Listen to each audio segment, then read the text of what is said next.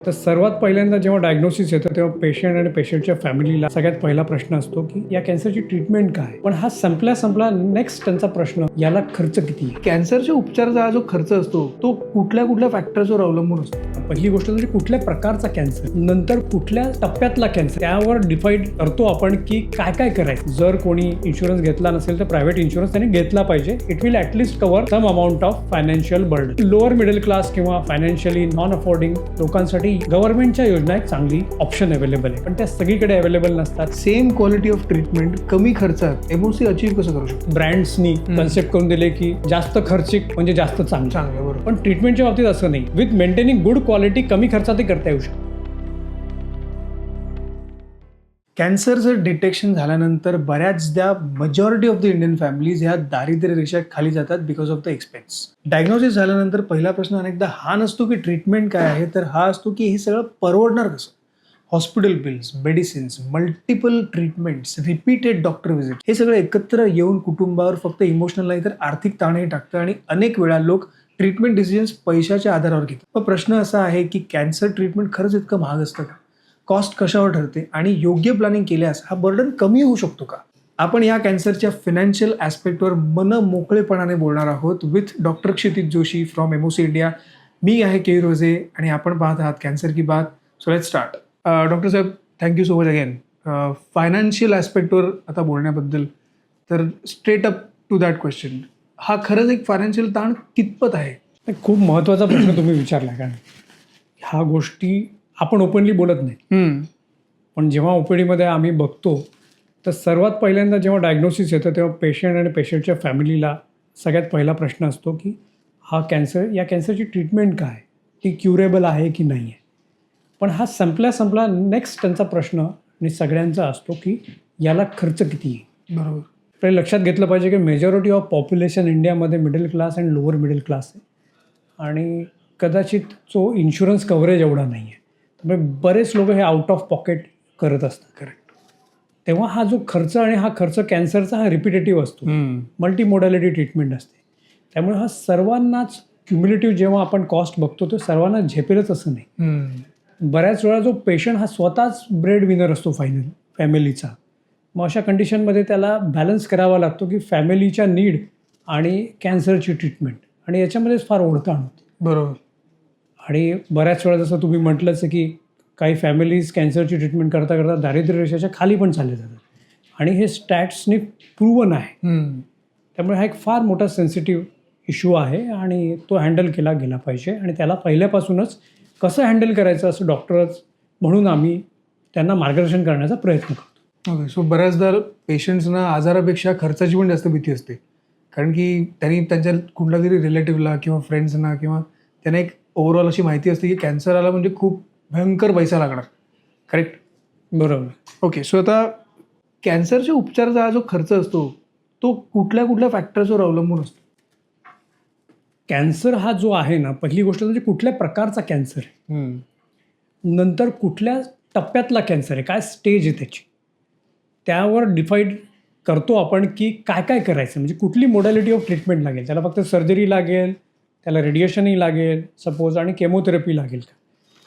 त्यानंतर त्याच्या बायोलॉजीवर पण डिपेंड असतं की त्याला केमोथेरपी लागेल, इम्युनोथेरपी लागेल की टार्गेटेड थेरपी लागेल. ओके.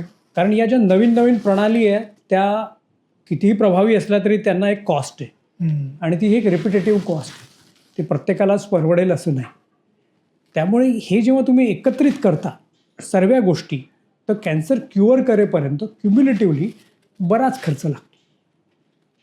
त्यामुळे फायनान्शियल आस्पेक्ट ऑफ कॅन्सर हा निग्लेक्ट करण्यासारखा नाही आहे, तो खूप आणि खूप महत्त्वाची गोष्ट आहे. राईट. सो त्या सरकारी योजना, कारण आपण बरंच बघत असतो की आपल्या महात्मा फुले योजना आहे किंवा महात्मा गांधी जन आरोग्य योजना वगैरे ज्या काय आहेत. सो सरकारी योजना वर्सेस इन्शुरन्स आणि बाकीचे जे पण फायनान्शियल इन्स्टिट्यूशन्स आहेत, हे एखाद्या पेशंटला कितपत आणि कुठल्या एक्सटेंटपर्यंत हेल्प करू शकतात. ते नक्कीच मदत करतात. आता मी तुम्हाला जस्ट सांगतो की 10 वर्षापूर्वी सपोज जेव्हा प्रायव्हेट प्रॅक्टिसला सुरुवात केली त्यावेळेला इन्शुरन्स, प्रायव्हेट इन्शुरन्सची पहिली गोष्ट करतो, त्याचं कव्हरेज अतिशय मिनिमल होतं. ओके. आणि प्रत्येकजण ऑलमोस्ट आउट ऑफ पॉकेट खर्च करायचा. आणि जेव्हा आउट ऑफ पॉकेट तुम्हाला अचानक एक मोठा अमाऊंट द्यावा लागतो तर प्रत्येकाची ती तयारी नसते, मग त्या कर्जबाजारी होणे या सगळ्या गोष्टी होतात. करेक्ट. आता 10 वर्षानंतर थोडं चित्र बदलतं आहे आणि बरेच लोक प्रायव्हेट इन्शुरन्स घेत आहेत. राईट. आणि आपण वेस्टर्न कंट्रीजची कंपॅरिझन केलं तर तिथे एव्हरीथिंग इज इन्शुरन्स ड्रिव्हन. बरोबर. आपण त्या लेवलला पोचू की नाही किंवा आपण त्याच दृष्टीने वाटचाल करतोय हा एक दुसरा टॉपिक आहे डिस्कशनचा. पण इन्शुरन्स कव्हरेज हा फार महत्त्वाचा आहे. त्यामुळे या माध्यमाने मला सांगायचं झालं तर जर कोणी इन्शुरन्स घेतला नसेल तर प्रायव्हेट इन्शुरन्स त्यांनी घेतला पाहिजे. It will at least cover some amount of financial burden if you are diagnose with the cancer. पण त्याच्यातही ते रायडर्स आणि कॅन्सर कव्हरेज आहे की नाही बघितलं पाहिजे. आता सपोज मिडल क्लास लोकांसाठी जास्त योग्य झालं. थोडं लोअर मिडल क्लास किंवा फायनान्शियली नॉन अफोर्डिंग लोकांसाठी गव्हर्नमेंटच्या योजना एक चांगली ऑप्शन अवेलेबल आहे. कारण त्याच्यामध्ये टोटल फ्री ट्रीटमेंट होऊ शकते. गव्हर्नमेंट काही चांगलं जसं तुम्ही म्हटलं महात्मा ज्योतिबा फुले, त्यानंतर आयुष्यमान भारत चांगल्या योजना आहेत. पण त्या सगळीकडे अवेलेबल नसतात. काही रिस्ट्रिक्टेड हॉस्पिटल्स असतात. But then there is a capping to do the treatment. खूपच चांगलं आधुनिक टार्गेटेड अँड इम्युनोथेरपी कदाचित त्या योजनेत कवर होणार नाही. पण जे बेसिक ट्रीटमेंट आहे जे आवश्यक आहे ते जे नॉन अफोर्डिंग लोक आहेत त्यांच्यासाठी ते डेफिनेटली एक चांगली ऑप्शन आहे. आता ॲज आमची इन्स्टिट्यूट MOC आम्ही त्यांना कसं करतो की MOC फाउंडेशन पण अवेलेबल. ओके.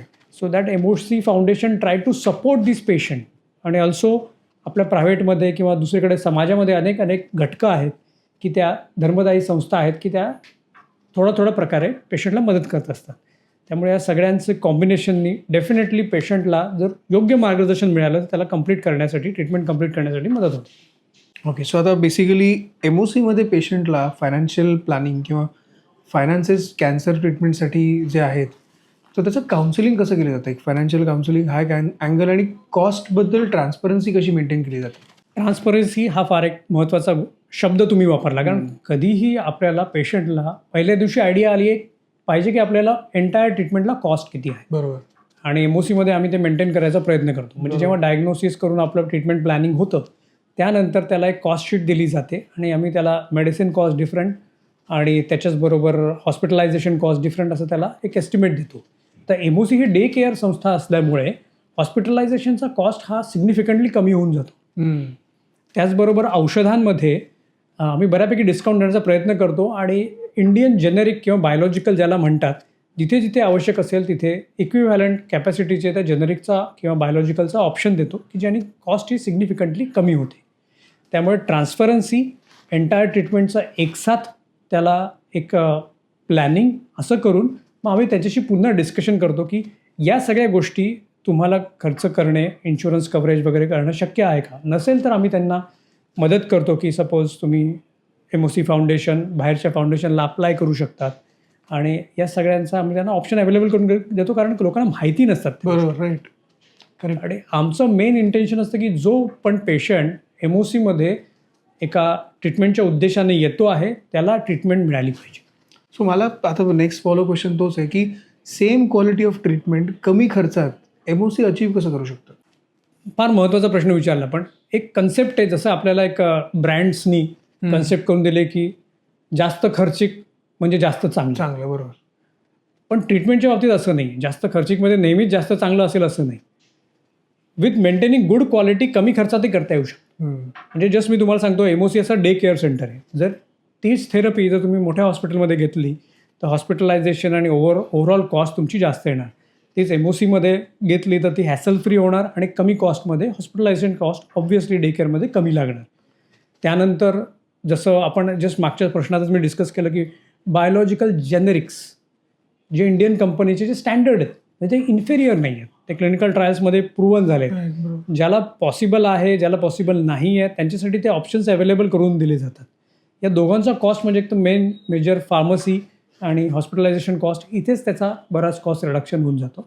आणि त्यामुळे आम्ही एक जनरलाइज बघतो की 30 to 40% कॉस्ट रिडक्शन पेशंटचं त्याच्या केमोथेरपी आणि इत्यादी थेरपीमध्ये MOCमध्ये होऊन जातं. आणि आम्ही त्यामध्ये हे लक्ष ठेवतो की कॉस्ट कमी जरी झाला तरी कुठल्याही पद्धतीचं क्वालिटीमध्ये कॉम्प्रोमाइज होणार नाही. कारण इकडे सगळं हाय क्वालिटीचं train nursing everything like along with dietitian physiotherapy आणि सगळे काउन्सिलिंग सगळं त्याला त्याच कॉस्टमध्ये आम्हाला अवेलेबल करून देण्याचा आमचा प्रयत्न असतो. आमचं म्हणणं एवढंच असतं की तुम्ही तुमच्या पॉकेट साईजवर तुमची ट्रीटमेंट डिपेंड नाही आहे. तुम्ही एमओसीमध्ये एंटर करताय, तुम्ही डिझायर्ड आहे तुम्हाला ही ट्रीटमेंट मिळणं, तर आमच्याकडनं पूर्ण प्रयत्न राहील की तुम्हाला तुमची योग्य ट्रीटमेंट मिळाली पाहिजे. आता अर्ली डायग्नोसिस जर का झाला तर खर्चात खरंच तफावत होते का? निश्चितच. म्हणजे मी असं एक्झाम्पल देतो की सपोज एक वणवा आहे, तो लवकर लक्षात आला की त्याला विझवणं सोपं असते बरोबर, आणि डॅमेजही कमी होतं. करेक्ट. आणि उशिरा लक्षात आला तर विझवताही येत नाही आणि डॅमेजही आवाकाही मोठा वाढतो. असतो. आवाकाही मोठा असतो. तसंच आहे. सपोज तुम्ही अर्ली डायग्नोसिस ब्रेस्ट कॅन्सरचं केलं तर बऱ्याच वेळा फक्त सर्जरी आणि काही ओरल टॅबलेट्स याच्यावर काम चालू शकतं. वाव. जेव्हा तो ॲडव्हान्स स्टेजमध्ये जातो त्यावेळेस आपल्याला त्याच्यामध्ये केमोथेरपी, जर बायोलॉजी असेल त्यानुसार ॲग्रेसिव्ह तर टार्गेटेड, इम्युनो या सगळ्याचा वापर करावा लागतो. सर्जरी येतं, रेडिएशन येतं, सगळ्या गोष्टी एकत्रित ॲड होतात. म्हणजे ओव्हरऑल ट्रीटमेंटचा कॉस्टही वाढतो आणि त्याचा आउटकमचा पर्सेंटेज पण कमी होतो.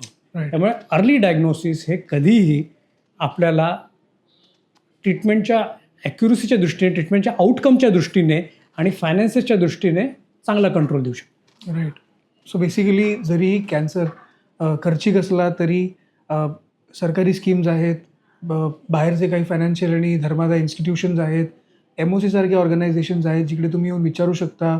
त्यांच्याकडनं फायनान्शियल आणि एक कॉस्ट सेन्सिटिव्ह काउन्सिलिंग घेऊ शकता. इफ यू आस्क तुम्हाला उत्तरं मिळतील. बट जर का तुम्ही बिकॉज कॉस्ट खूप जास्त आहे त्यामुळे घाबरून राहिलात तर it's not the way to go. नक्कीच. आणि आय थिंक MOC सारख्या ऑर्गनायझेशन्समुळे बऱ्याचशा आउट ऑफ द पॉकेट पेशंट्सना सुद्धा आधार मिळतो आणि तितक्याच चांगल्या ट्रीटमेंटला त्यांना त्यांच्या डिसीजला ट्रीट करता येऊ शकतं. आणि आय थिंक आज ह्या पॉडकास्टमधून हाच एक मेसेज पुढे जातो आहे की जरीही हे कॉस्ट इंटेन्सिव्ह अफेअर असलं तरीही if you ask you will find answers.